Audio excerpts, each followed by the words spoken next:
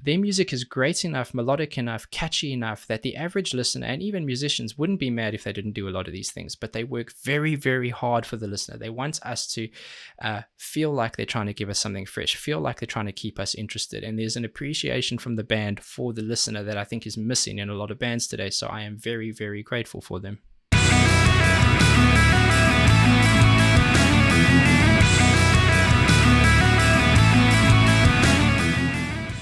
Welcome back, and thank you for joining me for another reaction video. If you are new, please don't forget to subscribe, turn on those notifications, and you'll be good to go with all the alerts you need. We are back with Band-Maid, and why? Well, I'm getting really excited and ramping up to their live performance they're going to do online on the 23rd of July. It's just a couple days away, so I know you guys are excited too. I've had loads of comments, tweets, messages, even emails. So if you don't have your ticket yet, go and get it. You can do a quick Google search. Otherwise, I'll try and leave a link in the description. I'm sure you guys will post those links in the comments to help each other out as well. So nice to have a show at the moment, even if it is online, with the lack of live music that we've been having. So let's support them and do what we can to kind of get up early if we need to and make sure we don't miss that one. In my previous Band-Maid reactions, there are two songs that everyone's been asking for that I haven't had a chance to get around to yet. The first one is Puzzle, but that has an acoustic and a live or studio version. So I may want to do my first ever 2-in-1 reaction. I could do one day, one the next day. You guys can decide. And the other is Blooming, which is the one we're going to be taking a look at today. When I post Band-Maid, a lot of people go, yeah, it's Band-Maid. A lot of people go, yeah, it's Band-Maid. I'm really upset it's not Blooming. So finally, we're taking a look at it and see what all the hype is about. Can't wait. Band-Maid, Blooming. Let's see what you got.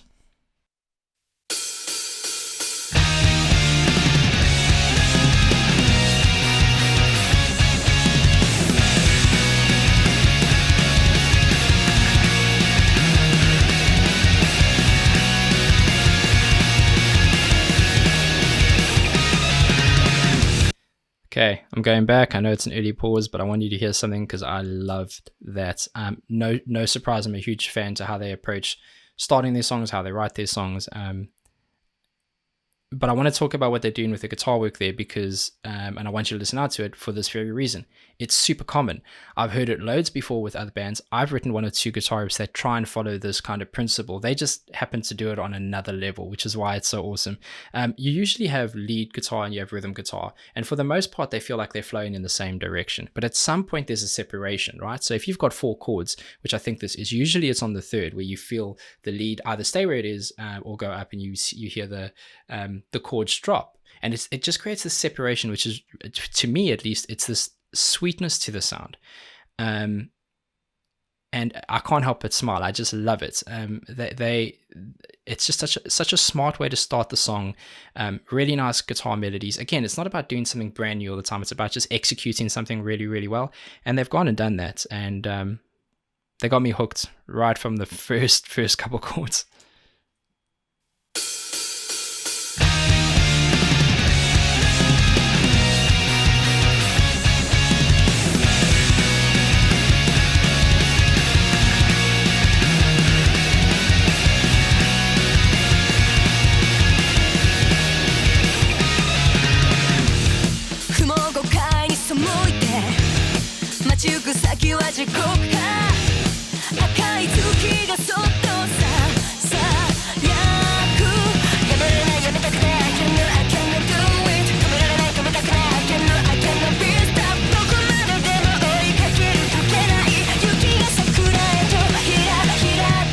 Hang on a second.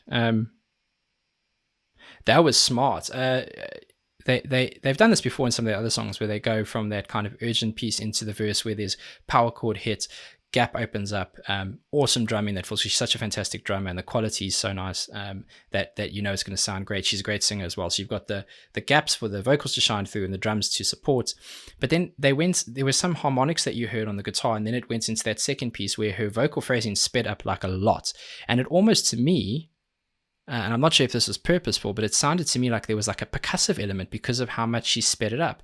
And if you add that to the urgent drumming, the quick work of the hi-hat, the snare, and her kick drum, I just thought that was a very, very cool effect. Whether it happened on purpose or not, just sounds really nice. And nice slides on the bass and guitar to kind of build in that verse. Again, just executing ideas really, really well.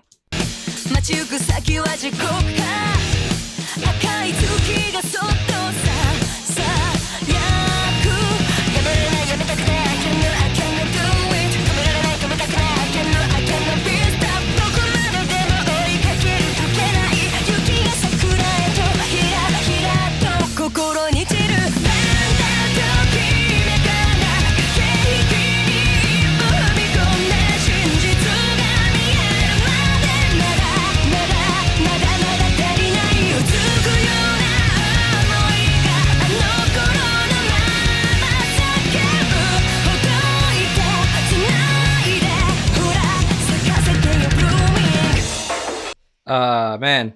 Okay, I'll go back a bit.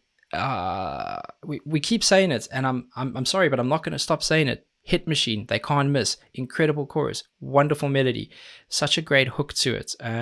Normally, when they start a song out so urgently, you don't know where it's going to go. It can go slower in the chorus, it can speed up, it can stay the same. There, they kept that urgency in the tempo, but they found a way to introduce a really smart melody. Her vocals, she's a fantastic singer, and usually when you layer vocals, which it sounded like there was layering there, when you layer vocals, you either do it to create a harmony or you do it for amplification and fullness, and it sounded like they were going for the latter there. They were trying to fill it up and provide a bit more power, but it was edited really tightly together.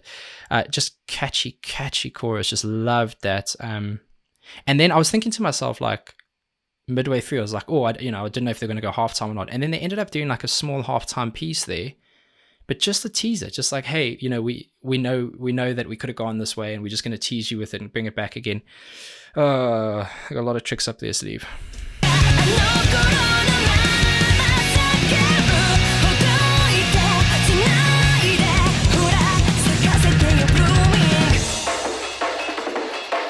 Nice filter.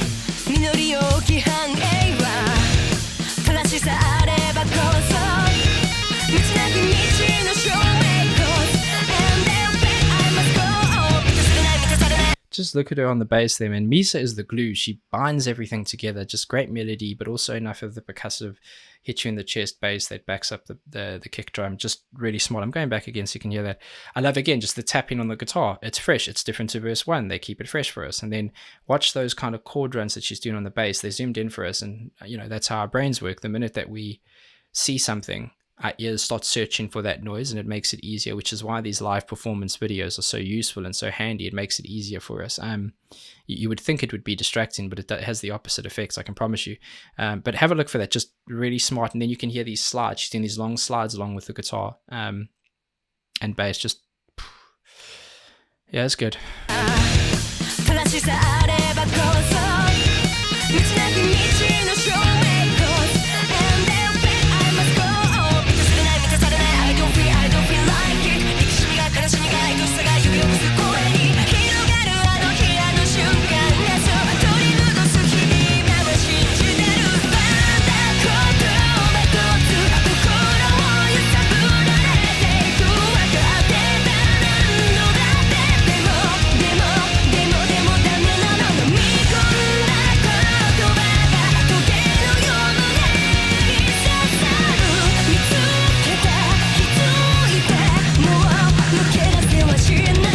You know what? I'm going to go back, but I'm going to make a prediction. I'm going to try and be bold on this one. They follow a fairly standard structure in terms of what you expect. The intro, verse, chorus, double chorus, and usually at this point you go into a bridge.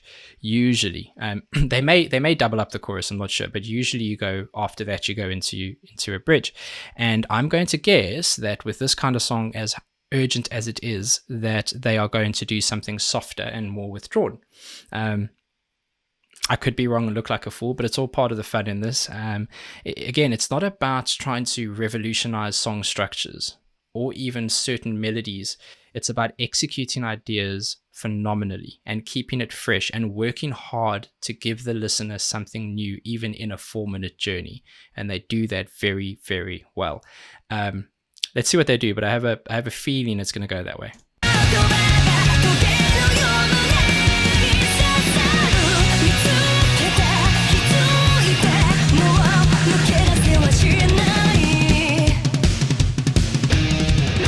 Guess not.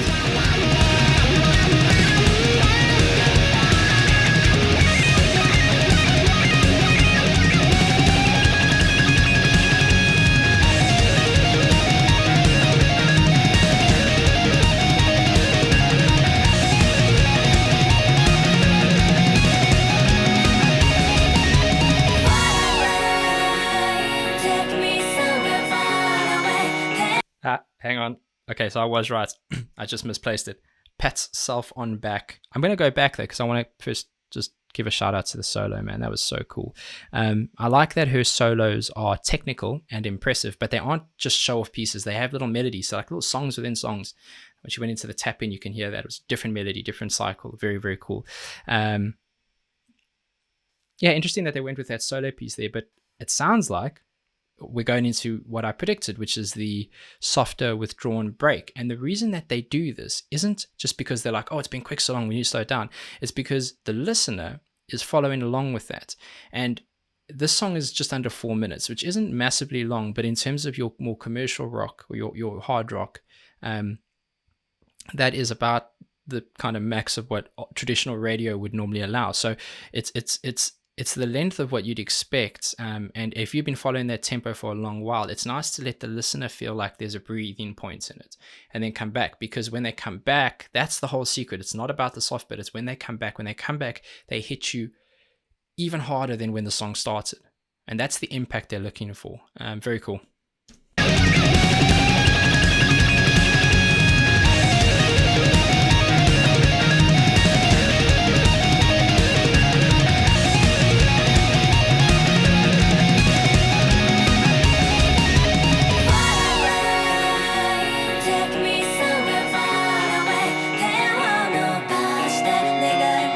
Picking still giving us the tempo.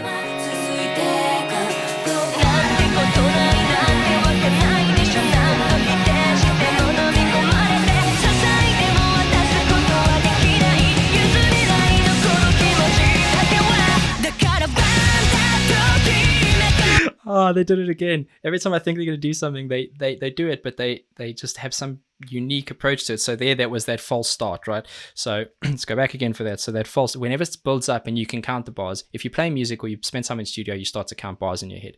And usually it's a cycle of 4, and then you know it's going to break in. But they stopped, and then they hit it after. So that false break is just, again, a small, fresh tweak to what they a lot of what they're doing, they don't have to do.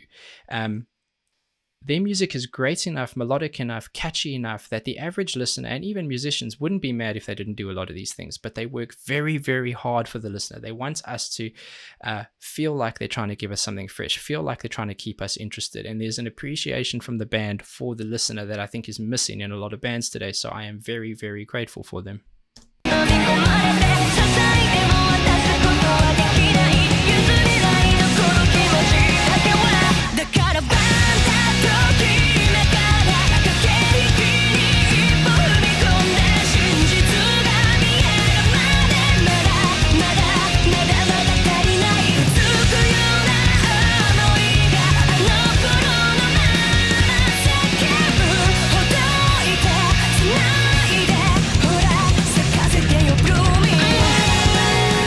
Another one.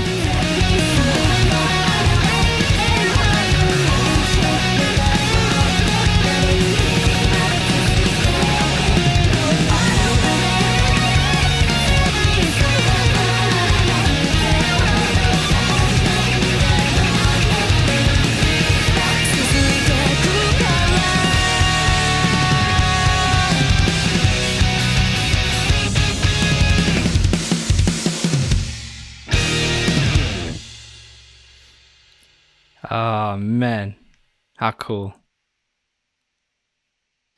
Yeah, another piece of brilliance by Band-Maid. I love listening to their music. It kind of starts my day out right, makes me happy, makes me feel like everything is right in the world. And music's supposed to do that. It's supposed to make you feel something. They are phenomenal. Like I said, don't forget, 23rd of July, they're doing their kind of live stream or online concert. It's going to be phenomenal. I know they're going to knock it out the park, and we may even get a few more reactions out of that show itself. So that's going to be really cool. Can't wait to hear what you guys all think. And I hope you enjoyed this one. I hope you've, had a distraction from all the madness in the world again today for 15 minutes or so, however long this video is. I appreciate your time. I appreciate your energy. As always, please be safe, be nice to each other, and have a damn good day.